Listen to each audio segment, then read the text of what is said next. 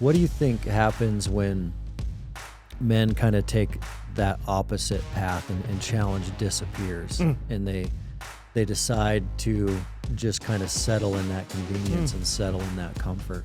Yeah, what a miserable life.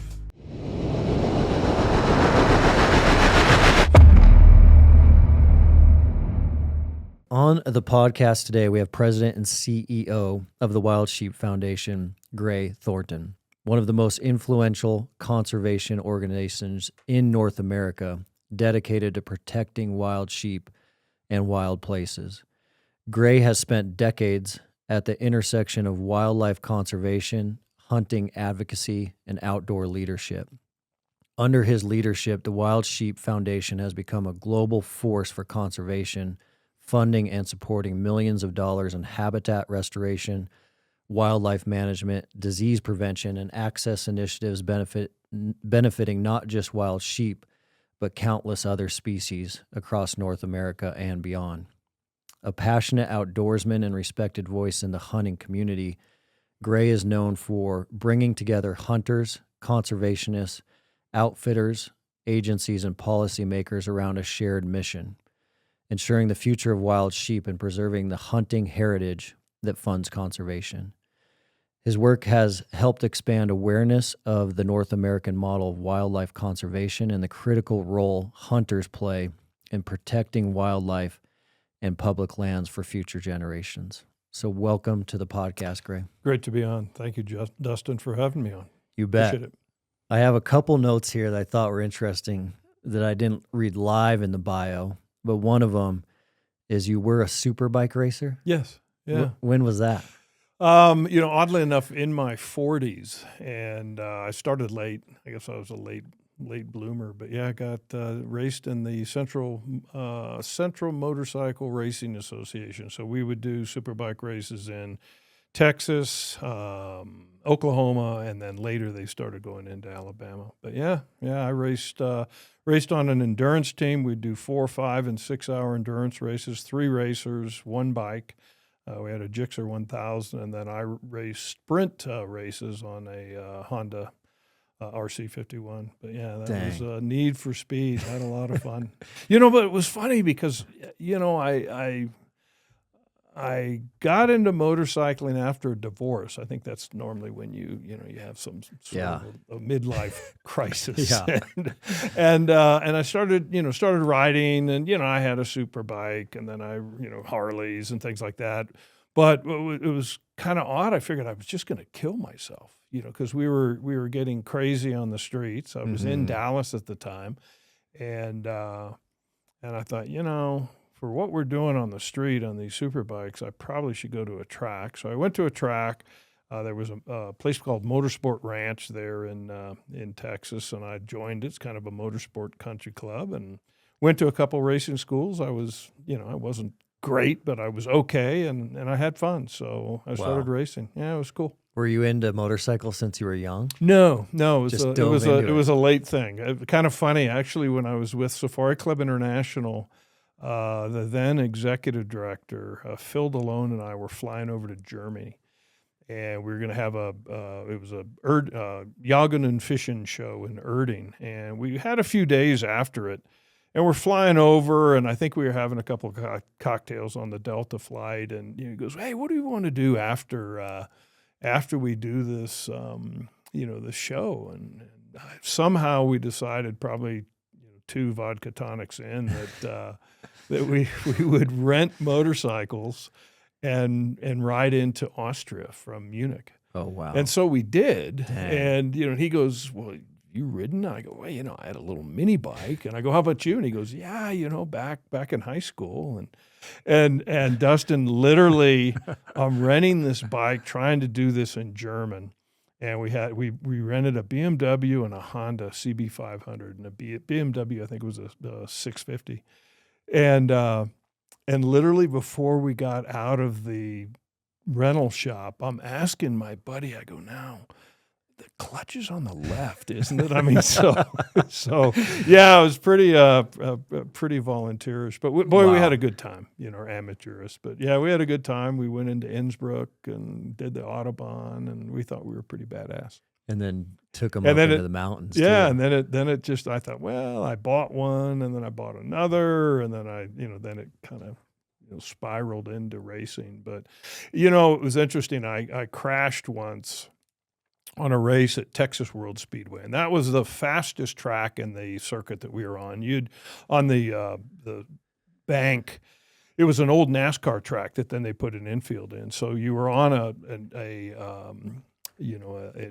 a banked straightaway, and you'd get on the Gixxer, we'd get up to about 175 miles an hour, and then you drop a gear down, and the G-force was just so cool, and you pull into this left-hander. And I was actually on my RC51, and that one didn't have the top end, but I don't know, 150 some odd, 150, 155 miles an hour, and dropped in, and a guy started to wipe out in front of me. He wasn't going to make the turn, so I had to avoid him. And the good news is I didn't crash on the track. I crashed in the grass, but I messed up my hand really bad. Bike was okay, messed up my hand, and I went to the doctor, and they'd look at it. Well, it's not broken, it's just damaged. And finally, I kept going back. I go, man, it just isn't getting better. And he goes, can you remind me what you were doing when you damaged your hand? I said, racing motorcycles. He goes, how old are you? And Dustin, I was in my 40s at the time, early 40s. I said, well, I'm 43 or something like that. And he goes, and the guys you're racing against, how old are they? Well, 18, 19, 20s, And he goes, Gray, here's the deal.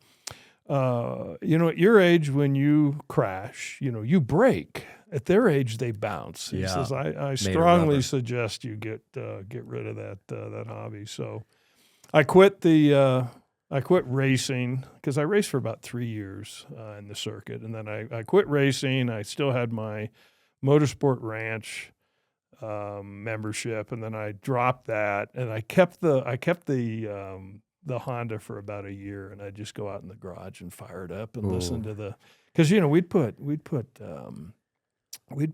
I think it's like 112 octane leaded fuel, and I mean it's just running. It smells like napalm in the morning. It's just so cool, so cool. Well, so those are fun days. I enjoyed them. It's pretty interesting how it all connects with like your life mission and purpose and what you're doing now and what you have done. Because not only did you go from racing that kind of evolved into this hobby of yours now, which is fly fishing the world off a endurance motorcycle, correct? Yeah. So I did and wrote a article on that was got an award. It was called Iron Horse Fly Fishing. But yeah, a buddy of mine, we'd go fly fish all over the West on our Harleys, and that was kind of fun. There was one time we were in Jackson Hole, and he's wearing waders and we'd have our fly rods tied to our Harleys and whipping around town. But yeah, little off, but yeah. And I do it on an adventure bike now. Yeah, I've got a BMW 1200 Adventure, and so I love just doing solo motorcycle trips, camping trips, and fly fishing. I'm going to go up to southern Alberta with the executive director of the hunting and fishing branch of Alberta, Matt Besco. He's got the exact same bike that I have, a 2017 triple black BMW. So we're going to do some fly fishing in southern Alberta, which will be fun. That's awesome. Yeah, it's just fun. It's kind of a, 36 years, Dustin, in this industry professionally on the hunting side. I was a fly fisherman before I was a hunter, kind of a late onset hunter after college too. But that's kind of my escape. And the road, being on a motorcycle, there's just something about, you feel everything, you see it, you smell it, you got the wind. It's peaceful. So it's an escape, I guess. Well, it is fascinating because, traveling the country in the West on a BMW adventure bike, fly fishing different spots, it's kind of like the Jason Bourne of fly fishing in a way. Like it is a lot of men's dreams is to be able to do that. And then the racing chapter, and then there was a chapter before that I know that I've never dove deeply into you with, but I believe there was a corporate America chapter. Yeah. before Safari Club.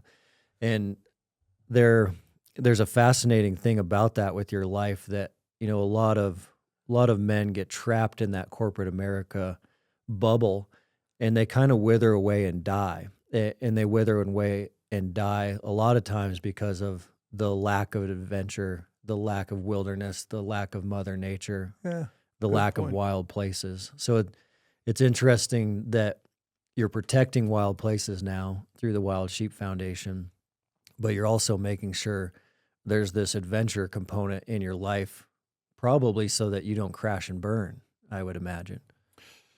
What's up, guys? Dustin here. As you know, good music in the gym for your workouts can change everything. The right music allows you to flip that switch and keep pushing when you need a breakthrough. We've been running the Turtle Box speakers for a while now, and these things are waterproof, tough, loud. These things are built like a tank. The Turtle Box Ranger is great if you're on the move. The original covers most days, and that's what you see around here. And the new Turtle Box Grande puts out some serious volume for big spaces. Check them out at turtleboxaudio.com. Yeah, and and it's interesting. It's I think too that I think you can do well, at anything you try, but I don't think you can ever excel at anything unless you're passionate about it. And I grew up in California, then went to Fresno State. Went to Fresno State because they had an enology department. I thought I was going to be a winemaker, and it was close to Yosemite. I was big into climbing at the time, so finally decided I'd rather drink wine than make it. So I went into business school, got a business degree. So I'm not a biologist at all. I'm a businessman. Right after college, graduated in 83 and went to work for Xerox, and then got recruited over to then Burroughs, which became Unisys, and sold computers, and hated it. I mean, I just hated it. I love Xerox. But I was young and dumb, and I'd just gotten married, and I was, they put you on kind of a starvation diet salary, I mean, you couldn't live on it, so you had to sell. Mm-hmm. So commission based, and I had a new bride, and right out of college, I thought, maybe I should have less stress in my life. So I left Xerox that I loved, and went to Burroughs / Unisys that I didn't. I didn't have a passion for their equipment, and I was miserable for 5 years. And whole different story in Dirt Road of how I got into this industry. But I started a political action committee in California. I was in my 20s, and then I was sitting late one night in my office in Bakersfield, California, looking at the Safari Times, and they were looking for somebody to start a chapter development program and membership development program for SCI. And I thought, man, that's what I'm doing with this political action committee group that we had founded, and I didn't have any backing there.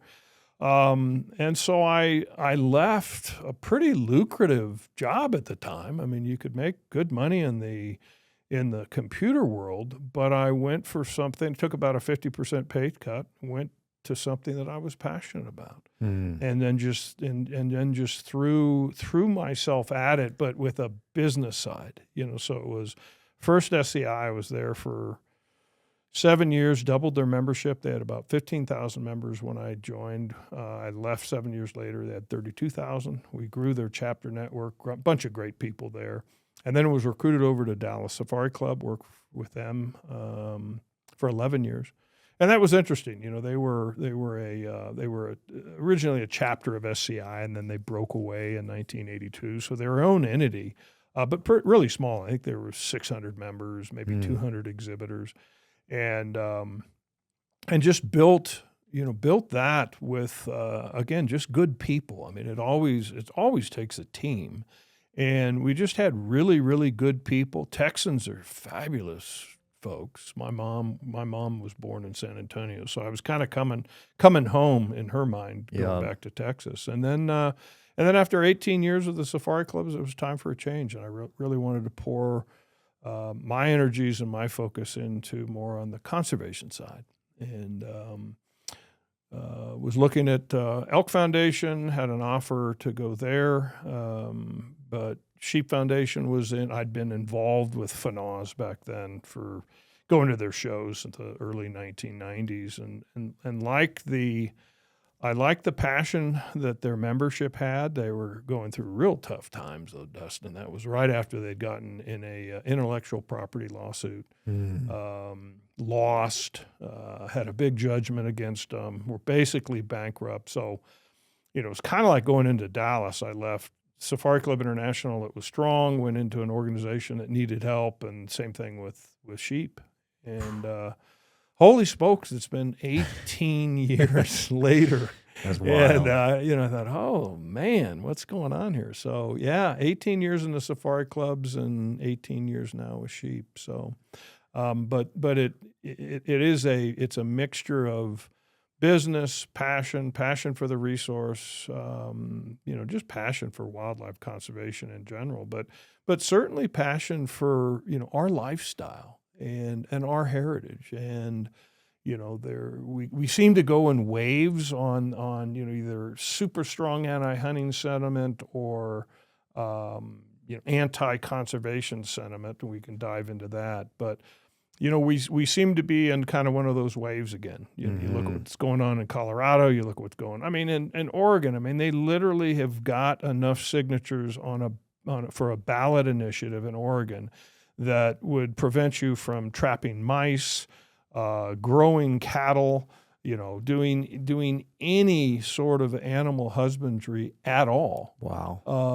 And in effect, it's a vegan bill. We're just you look at those folks and they, it's a classic. If they ask for a mile, maybe they'll get an inch. Mm-hmm. So they'll throw all the spaghetti against the wall and see what sticks, and then they'll back off to, well, actually, all we wanted to do is just eliminate hunting. They're taking bites. You bet. Eating the elephant one bite at a time. Well, before we get into that a little bit, backing up a step, it does seem like you are a man that likes to pursue challenge. What you just talked about, going from one organization that was strong to one that was struggling, from another that was strong to another that was struggling. What do you think happens when men kind of take that opposite path and challenge disappears and they decide to just kind of settle in that convenience and settle in that comfort? Yeah, what a miserable life. You look at Teddy Roosevelt, and he talked about the strenuous life. You can take the path of least resistance, or you can be that man in the arena that toils, that gets beat down, that gets sweaty, that gets bruised, gets bloodied, makes mistakes, fails, but in erring greatly, as TR would say, you can also achieve maybe not greatness all the time. And my goodness, have I had a bunch of failures in my life, but at least that you're, again, as Teddy said, striving valiantly, and you're not one of those timid lost souls that knows neither victory nor defeat. So, man, I'd rather be a man in the arena and fight and give it my best and get knocked down every once in a while and then get up, and it's the same thing that we do, whether it's business. You often don't really learn from your successes. You learn from your failures or your missteps. And I think being that timid lost soul that just kind of lives life, and that to me, that would be sad. I'd rather have the ups and downs, and the lows may be low, but man, the highs are so much better because they're earned, and you did something difficult and achieved it. It's kind of like sheep hunting. There's something about sheep hunting. Sheep hunting's not easy. Yeah. So much of it's mental, so much, it's certainly physical, but it's, you value what you've earned. And you've been, for 18 years, you've had the privilege to be surrounded by these sheep hunters.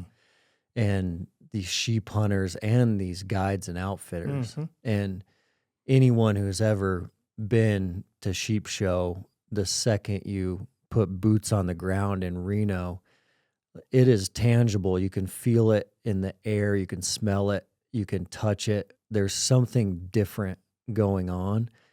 What is different about like a sheep hunter and a sheep guide? What is separating them out from others? Yeah, that's a great question, and it's something, we've got Dustin, we've got our 50th anniversary coming up this 2027. The show will be our 50th, and then that entire year we'll be celebrating 50 years of wild sheep conservation. We often talk about the WSF family or the wild sheep family. And there's different aspects to it. On the one side, it is a family. There's just something that brings them all together. It's certainly the passion for that resource. I think it also touches on your previous question on, you've got to earn it. I mentioned I'd 18 years in the safari clubs. There can be some challenging safari hunts, and safari can be anywhere. I mean, you can have a whitetail safari, but in the context of Africa, tracking a bull elephant for days on end, that's tough. Tracking a Lord Derby eland in the heat of Western Africa, that is really tough. I mean, there's some tough mountain hunts of Al Rebuck, but a typical plains game hunt, even if it's for Cape Buffalo, and if say you're not walking, in general, it's not as tough, certainly not as tough as a sheep hunt. I've noticed that if the gear you're using isn't reliable, it's much easier to back off early and quit. GoRuck's products hold up, and at Mountain Tough, rucking has become an essential aspect of our programming. Rucking combines cardio and resistance training, burning up to 3 times more calories than regular walking while strengthening your joints with very little impact. It also boosts VO2 max, bone density, and it makes it an efficient, science-backed way to improve overall fitness. The Rucker 4.0 is purpose-built for rucking, featuring elevated plate pockets to keep weight high and stable reinforced construction. GoRuck is offering 20% off their products for Mountain Tough Podcast listeners. All you need to do is use code Mountain Tough Community. That's MTNTOUGH Community when checking out at GoRuck.com. All right, back to work. And there's something about the people that are willing to push themselves. I think Jack O'Connor said, you're either, I'm going to paraphrase, but you either on your first sheep hunt, you either are all in or you will never go again. You go, no way. I'm going to go back to that safari camp when I've got a nice double wall tent, some guy running up and serving me my vodka tonic when I get back into camp, not hiking down, 1,000 feet to pick up water and hauling it back the hill. So, it's a whole different mindset, and it's interesting. I think the people there, they get it because they've all been there. So they know that it's something you earn. Mm-hmm. Yes, you earn it from physical training, which, Mountain Tough's all about, and helping our members, be in the best shape they possibly can. But, Mountain Tough also builds a mental strength, and that is so much about sheep hunting, is that willingness. Even if you're not the fastest guy or gal up the hill, you make it up the hill. You go, nope, I'm going to take my time, but I'm going to get there, and I earned it.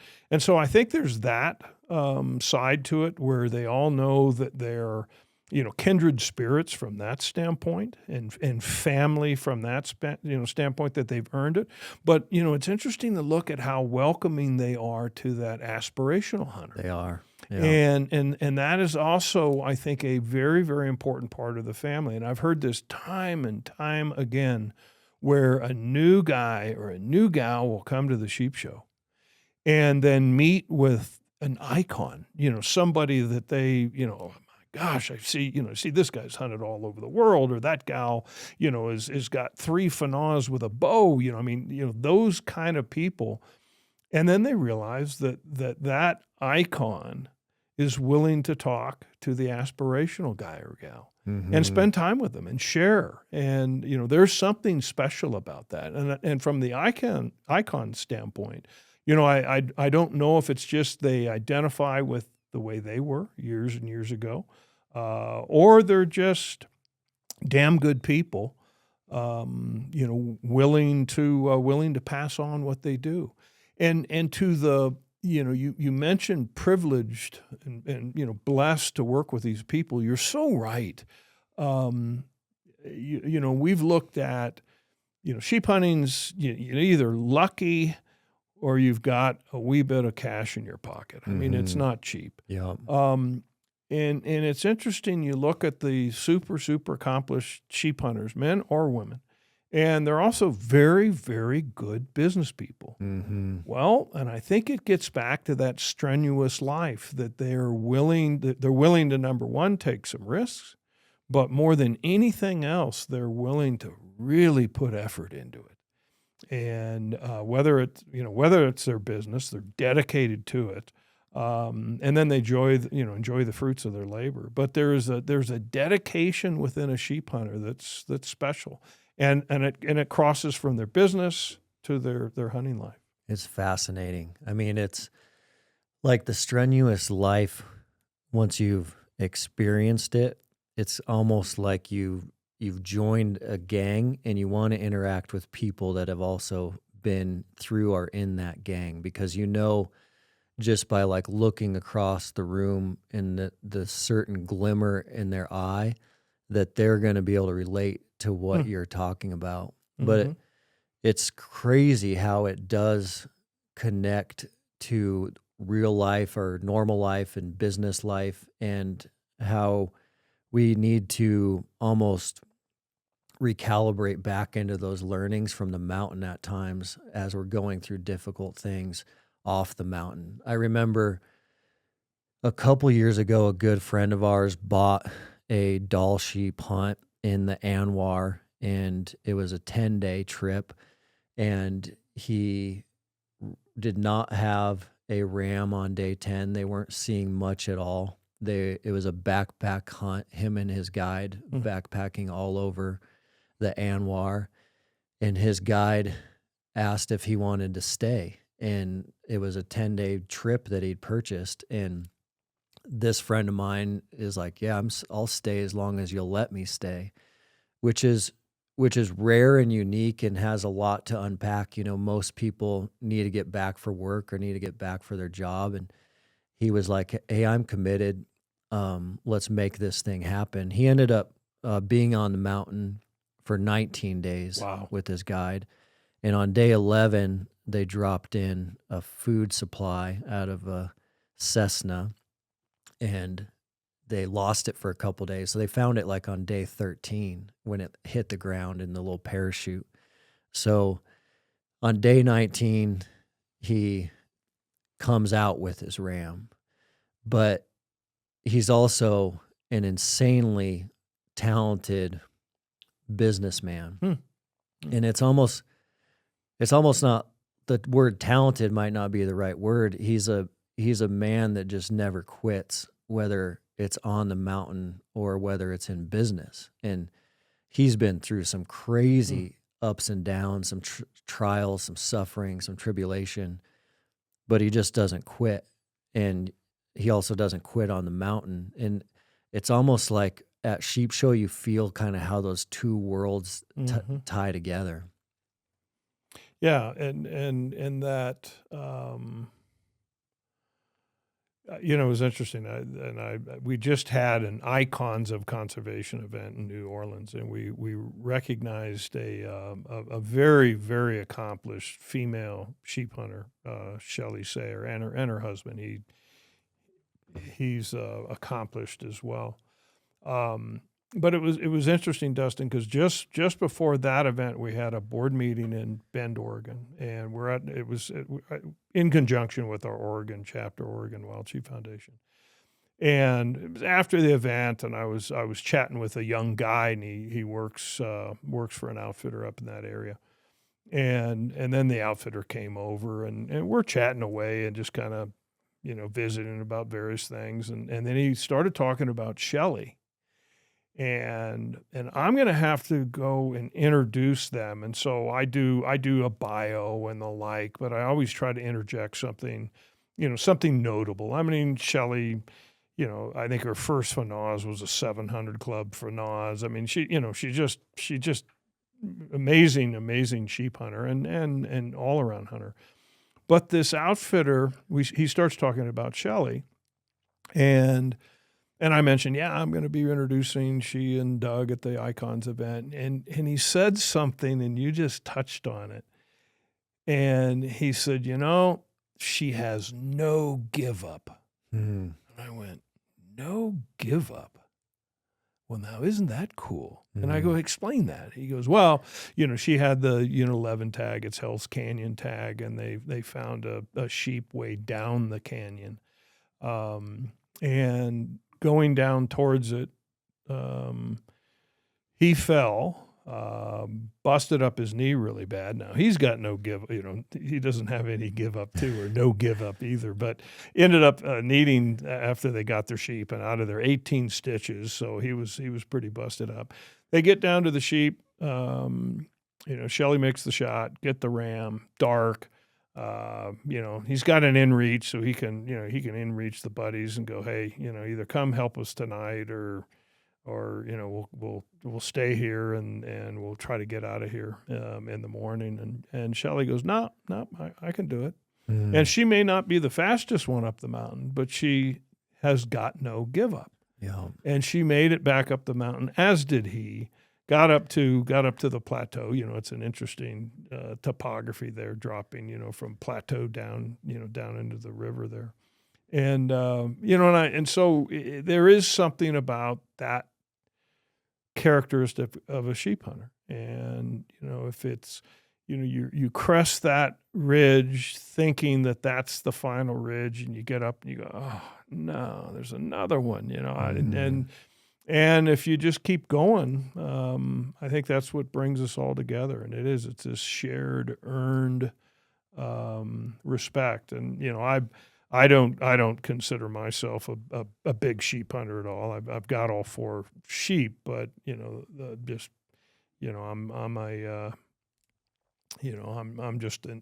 in the training wheels mode, but it's mental. And that's what the Sheep Foundation has within that family.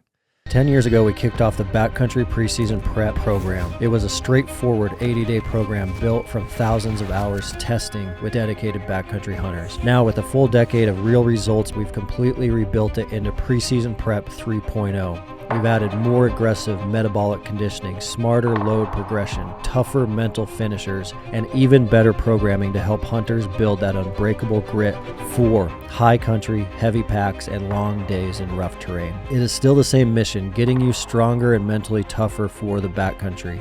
It's just taken to the next level. After 10 years of honest feedback from hunters in the field, Preseason Prep 3.0 launches May 4th.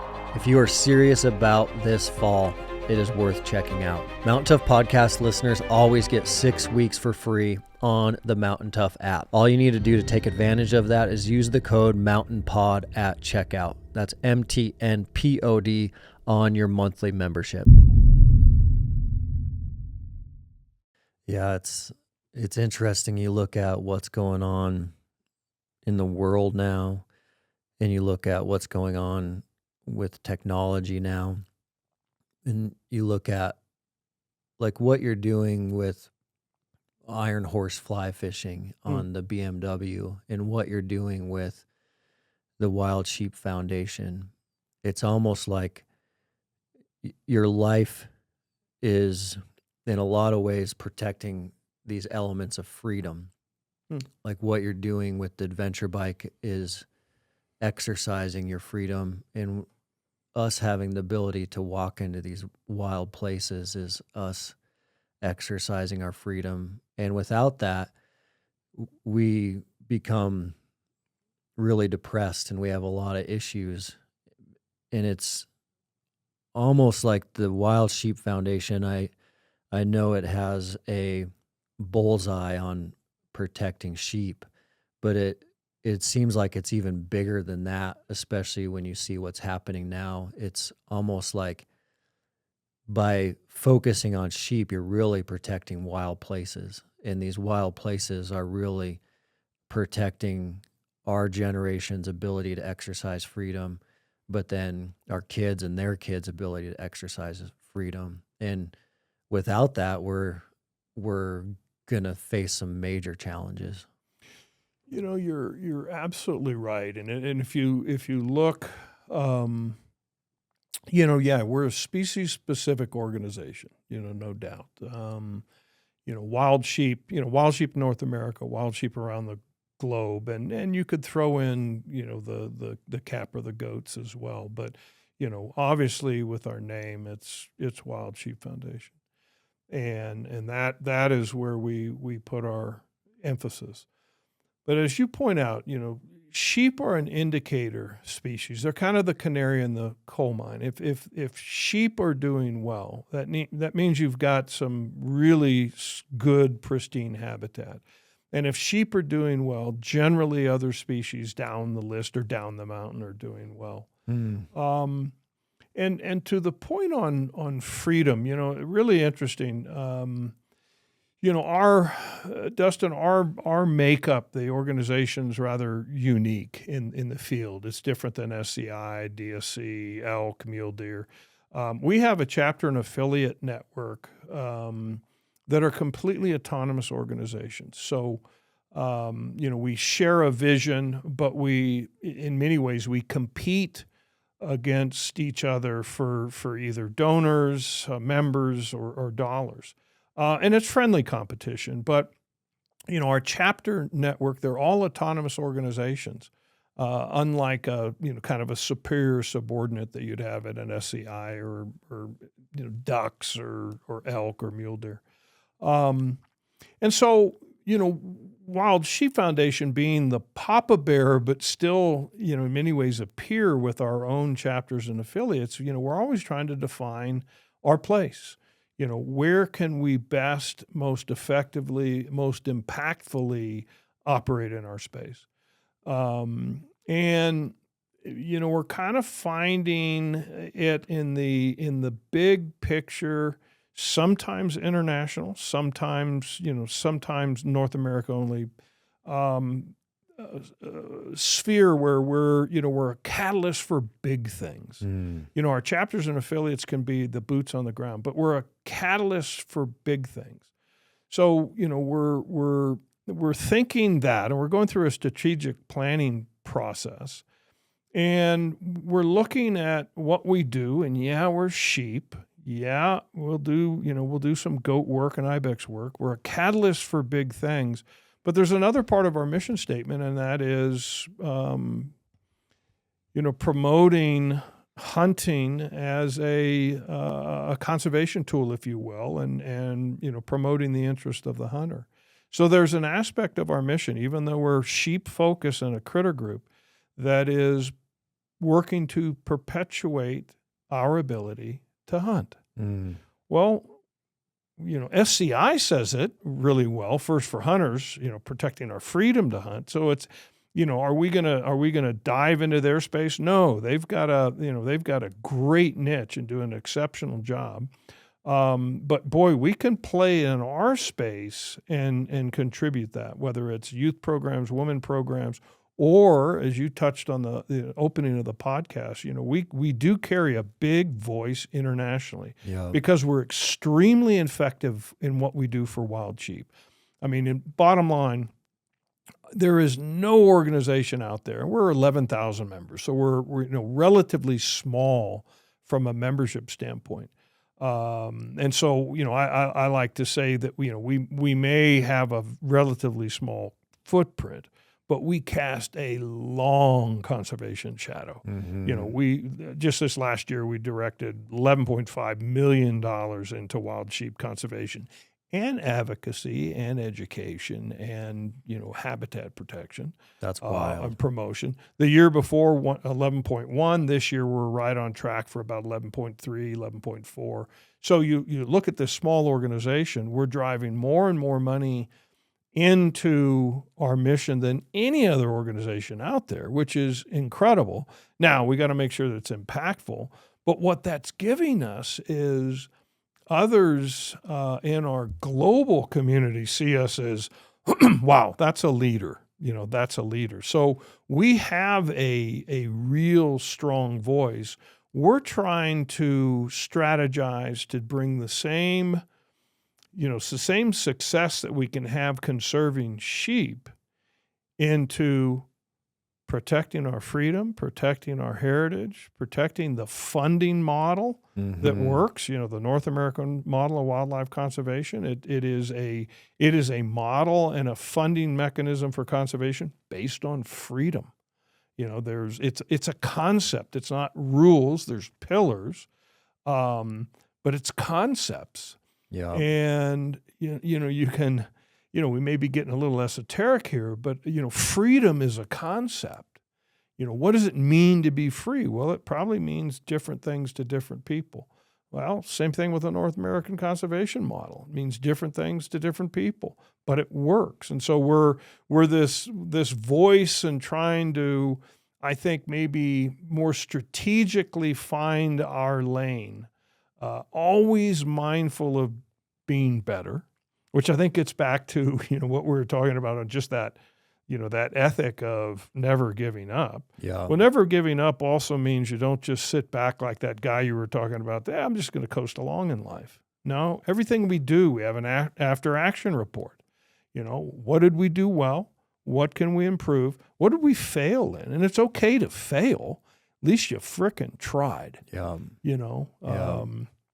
It's that classic, I'm not a big baseball fan, love it, you played it, but, man, you never hit a home run if you don't swing the bat.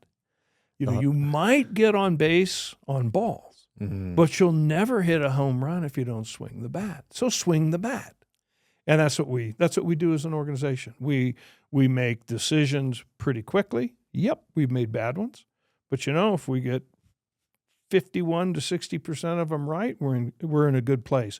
But we will swing the bat. We will step up to the plate, swing the bat, take risks, leap out into something with either a partner or without a partner to do something that we think is right for wild sheep, habitat, our heritage, and our privilege to hunt. So, yeah.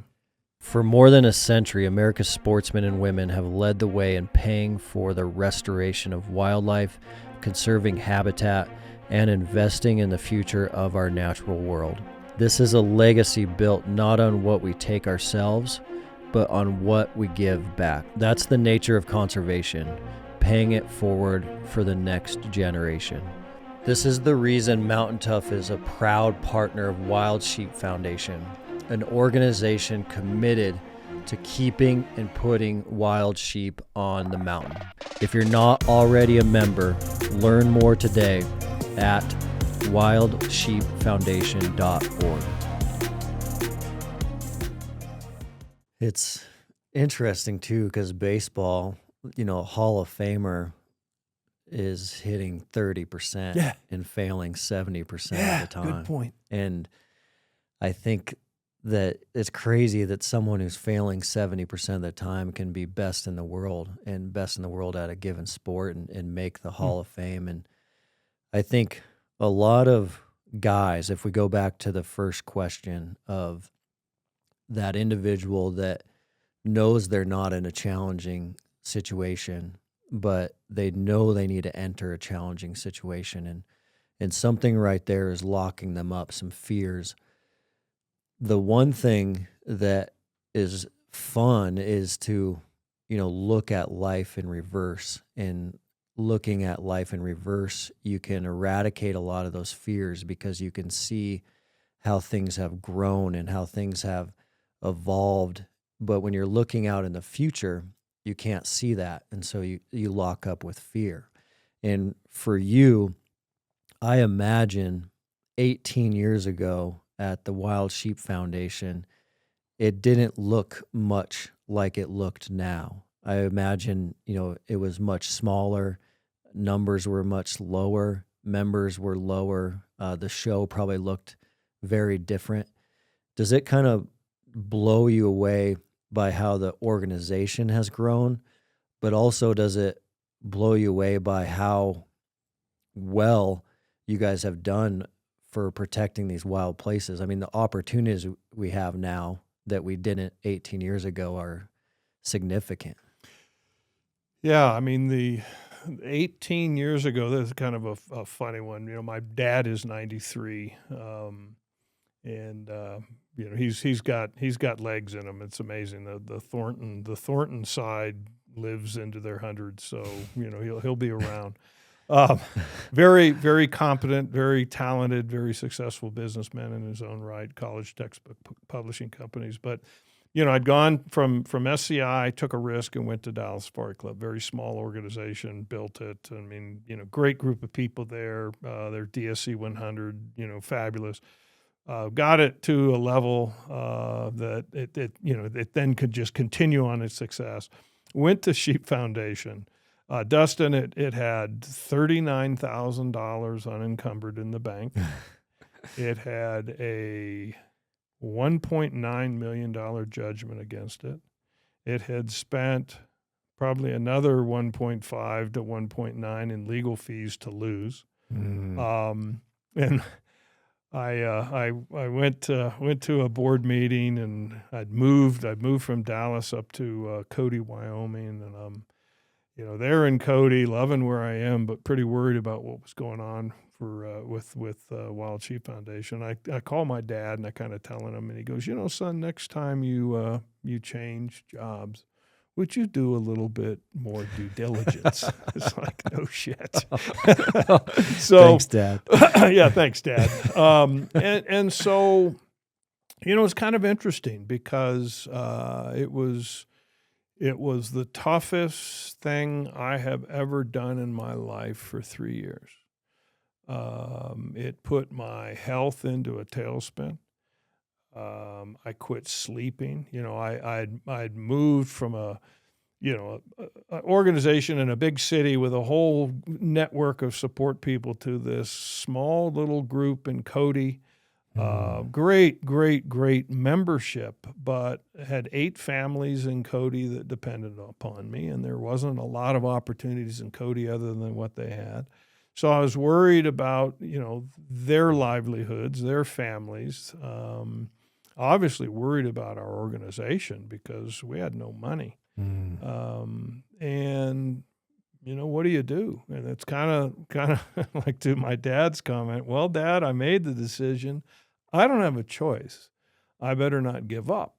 And so we just, with a great team in Cody and some really helpful members, we just started building. We started some things that later became really big. Started the Marco Polo Society. It's kind of funny. That's my idea there was 100 members giving $100,000, $10 million. I thought that'll help us out.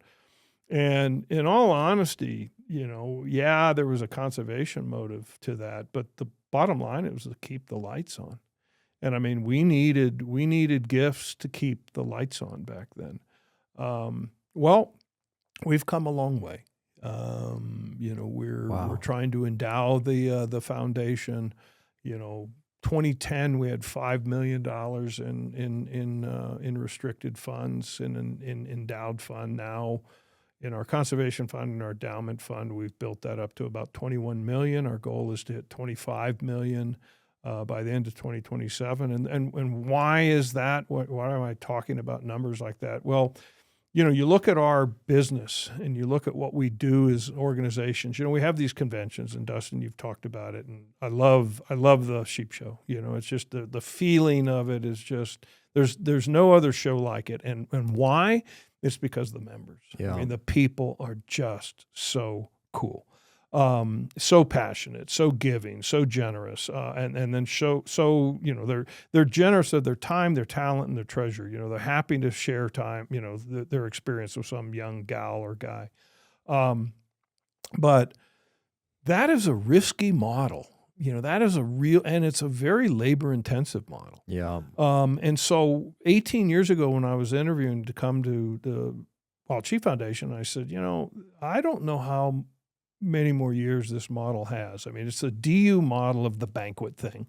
Well, we take it to a super level with, the SCI convention, Dallas, convention, the sheep show. But it's a risky model. What do? We rent a facility. We then sublease the space to exhibitors. We then pester them to give us donations that we then sell on auction. And we'll give, some of that money back. So the margins are kind of crazy for the amount of efforts. And I said to these guys, I go, there is no university that would run like that and do a bake sale. This is a church bake sale. Yeah. And they listen to me and they go, well, what do you propose? I said, let's run this foundation like a university. Let's endow it. We have a very, very altruistic membership. We have a membership that has the resources to endow us. So we need to focus on that. Well, there was a lot of things we needed to focus on in those early days. Part of it was just riding the ship and getting it to float. But now we're in the mode of building out that endowment. And what does that do? Well, for every $25 million you have in restricted funds, you can take 4 to 5% off. And at $25 million, that's $1 million, and drive it right into conservation. Mm-hmm. So at $25 million, that's $1 million that goes into conservation every year. At $50 million, that's $2 million, and we'll still have the convention. But can you imagine, if we've got $100 million in an endowed funds, that's sustainable. That's $4 million every year, each year, forever. It's in perpetuity. It's mailbox money that's driven into the organization to fund conservation. Right now, I spoke about 11.5 million that we spent last year directed into mission programs. Of that, we sell the conservation permits, and that's, it's a big part of what we do. But of that 11.5, 4.3 million of that was from operational activities. So that is membership, partnering with Mountain Tough, our societies, Marco Polo, Chadwick Ram, Legends, Legacy, Pinnacle, all those, Mountain Royalty. It's all those. It's applying for outside grants too, although we get zero government money, and thank God for that. But you look at that 11.5, 4 million of it's coming from our operations. Well, how cool would it be if that 4 million just showed up? I mean, we walk out to the mailbox and go, we just got our distribution from the Wild Sheep Legacy Foundation. Here's $4 million that we can put right into conservation. We can still do the convention, because we love getting together. I mean, it's the sheep show. It's a celebration of our way of life, what we do, our passion for wild sheep, for hunting, for conservation, for our friends and our family. I mean, it's, we do that, but we'd be less dependent upon the show for our nut. Yeah. So, that's what I envision. And so, we've grown the membership. We're at 11,000. I think 18 years ago, we were about 4.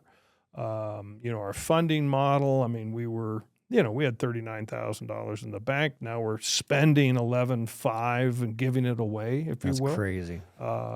We've got 21 million in the bank, just in those two funds, another 3.5 million in our life member fund, which we don't need all that, so we take a distribution out of that, Dustin, and drive it right into grant and aid. Mountain Ops supplements keep you going steady. I've personally been on their Yeti pre-workout for clean energy without jitters, and their Hydrate to stay topped off during long days when you need those electrolytes. Creatine and protein are a staple for me for building and bouncing back. Plus, they have no junk, just real fuel. It's simple, reliable stuff that helps you push when it counts. Get 20% off Mountain Ops supplements at mountainops.com using code MOUNTAINTOUGH. That's MTNTOUGH. All right, now back to work. We'll give this year we're on track for about 3.3 million, I think, in grant and aid alone. That's giving money to others. And then there's, Then there's our advocacy programs, our education programs, our woman hunt program, disease research, outreach. We talk about perpetuating our ability to hunt and our right, I would say privilege to hunt. We spend a lot of money each year on these outreach initiatives to not turn an anti-hunter into a hunter, because that's not going to happen. I mean, I don't think an anti-hunter is going to convince you or I that we need to quit eating meat or we need to quit hunting. And so we don't bother with them. But it's that proverbial, 70 to 80% in the middle, that non-hunter that really, we're a minority, the non-hunter that's going to ensure that we can still have the freedom to do what we do. So we need to not necessarily turn them into hunters. I don't even know if the habitat could handle it or the resource could handle it, but they at least need to be understanding, knowledgeable, and respectful for the benefits of what we do for everything, for all wildlife. Yeah. So, that we spend a lot of money in those outreach huntings, whether it's Wild Harvest Initiative, there's a campaign called One Campfire. And then internationally, we just teamed with CIC, which is kind of the Boone and Crockett Club of Europe, about 100-year-old organization. And, we see that some of the activities, the anti-trophy, anti-hunting, anti-sustainable use that are happening in Europe can weave their way into North America. Well, why don't we help them stop that activity, or at least challenge that activity and educate people there? So we just partnered with CIC and making a significant grant to them to help them in their outreach program. So, it gets back to kind of your first question or one of the earlier questions of, where our tentacles are. And yes, we are focused on wild sheep conservation first and foremost, but man, we spread out, and because it's all related. Yeah. It's all related. And I love that, how that ties to the strenuous life, where you saw, or you walked in, maybe with not enough due diligence, a somewhat impossible mission, but by never giving up, what it is now versus what it was then is substantially different. And that's the way that the world works, is it's kind of like one foot in front of another, one foot in front of the other, just like a hunt. Eventually you get there, eventually you make progress, eventually you get over that summit. And I think that is what you guys have done, and it's been phenomenal to watch. Mountain Tough is in year 10 now, so we've been watching you guys since the beginning and collaborating with you guys since the beginning.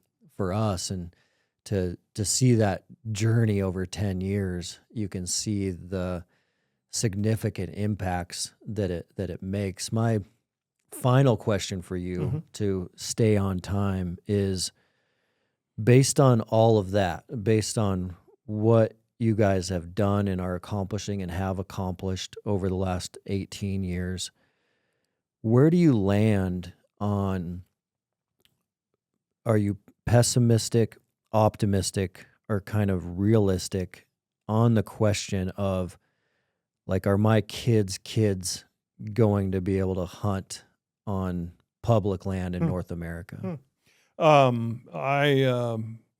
love to quote great leaders. Winston Churchill, talk about a man of his time, and his many quotes, but never give in or give up. And so I'm optimistic. And here's an interesting one. I've been in this industry for 36 years, and I say this, and sometimes people question me on it, but I'll tell you, I've been in this industry 36 years professionally. I was volunteering, with Valley Coalition, constitutional rights, all that stuff when I was in my 20s, but 36 years professionally. Interesting enough, Dustin, Mark Damien Duda of Responsive Management, back in the early 90s, were doing, he was doing the, opinion polls, if you will, on perception of hunting. 36 years ago, about 80% of the people in the United States, I'm just going to go U.S. only, support hunters. Well, 36 years later, about 80% of the people support hunting. Now, back then and now, they don't necessarily support hunters or aspects of what we do. Trophy hunting is the thing that's being attacked right now. Why? Well, that's if you can make trophy in the non-hunter's eye be a charismatic megafauna, whether it's be a mountain lion, a grizzly bear, a wolf, or in Africa, a lion, a leopard, a Cape buffalo, or an elephant, or a rhino. Well, now you've created, that's trophies. So if you can attack that, you're eating the elephant one bite at a time, and that's what they do. But oddly enough, with everything that we've done collectively as an industry, whether it's SCI, Dallas, Mule Deer, Sheep Foundation, Elk Foundation, Ducks Unlimited, Quail for all those groups, we've worked very hard in the last 30 some odd years to keep that constant. Even with the growth in population, still about 80% of the people support hunting. Wow. So I'm optimistic, and I think we need to fight when we need to fight, but we need to be smart, and use the newer tools. Podcasts are great. Obviously people talk about social media. There's goods and bad to that, but in general, we have the facts on our side. There is a desire to have wild places. So, you even look at this great country we live in. We have some of the most incredible wildlife and wild space resources, and a model that has protected it, not just in 30 years, but from 1900 to today. So I'm optimistic, and I think we're getting, we face our challenges, we overcome them, we learn from them, and we continue to strive to do better. I think we can, on a resource standpoint, we got to look at partnerships, public land. Public land is absolutely critical to wildlife. Oh, by the way, so is private. Look at the state we live in, Montana, 70% privately held. We think of Montana as this incredible public land jurisdiction.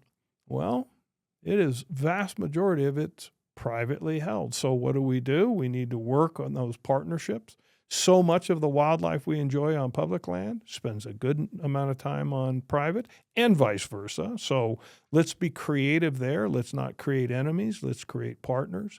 We spend a lot of time dealing with disease in wild sheep. We learned a lot in the last 15 years. So I'm optimistic, Dustin. I think that we have truth on our side. We have a concept called the North American Model of Wildlife Conservation that works. Are there things that can be tweaked in it? Maybe. But by and large, people, even though we're so polarized in this country, there's one thing that we all agree on. We like clean water, clean air, healthy ecosystems. We may differ on how we get there. But I think if we're open to conversations, we're truthful in what we say, we're respectful of other people's opinion, but still advocate strongly for what we believe in, I think we've got a very, very bright future. Well, Gray, thank you. I appreciate that, and appreciate you jumping on. And I'm with you. I'm optimistic as well. I'm optimistic from what I've got to see over the course of my lifetime with organizations like Wild Sheep and Rocky Mountain Elk, what I've seen in terms of animals on these places where there never used to be animals. And I also believe with what we're seeing with technology, with AI and the advancements there, my hunch is that as that increases, people are going to crave the real thing more and more. So as we are presented with more artificial stuff, that craving for the real is only going to increase. And when people search for that real, they're going to search for these wild places. And so I think that we are in good hands with good members and good membership, and I'm optimistic as well. So I appreciate you. Yeah, great point. No, appreciate you. Thank you. Great to be on your program. Appreciate it, Dustin. Thanks, Gray. Thank you.